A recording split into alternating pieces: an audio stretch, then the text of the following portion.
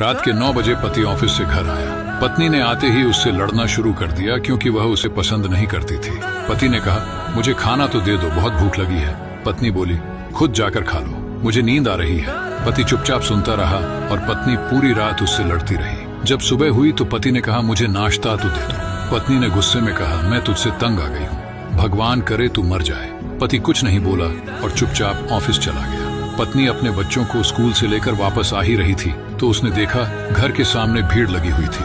वह करीब पहुंची तो देखा उसके पति की लाश घर के सामने पड़ी हुई थी। उसके ऊपर कयामत सी आ गई। मन में सन्नाटा सा छा गया। लोग आपस में बातें कर रहे थे कि कार से उसका एक्सीडेंट हुआ है। पत्नी जोर से चीखने लगी और चिल्लाने लगी कि मनोज उठ जाओ, मैं अब तुमसे कभी नहीं लड़ूंगी, तुम्हें कुछ नहीं कहूंगी, मुझे कुछ नहीं चाहिए। उठो मनोज, तुम्हें भूख लगी थी ना, चलो मैं खाना देती हूँ, मुझे छोड़कर ना जाओ, उठ जाओ। लेकिन मनोज कैसे उठता, इसे तो उसकी बद्दुआ ने मार दिया था।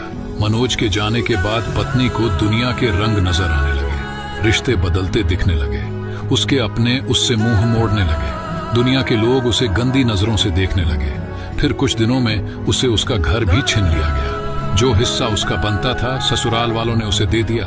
पति के मरने के बाद उसे एहसास हुआ कि पति जैसा भी हो, चाहे पसंद का हो या नापसंद का, लेकिन औरत के सर का ताज होता है।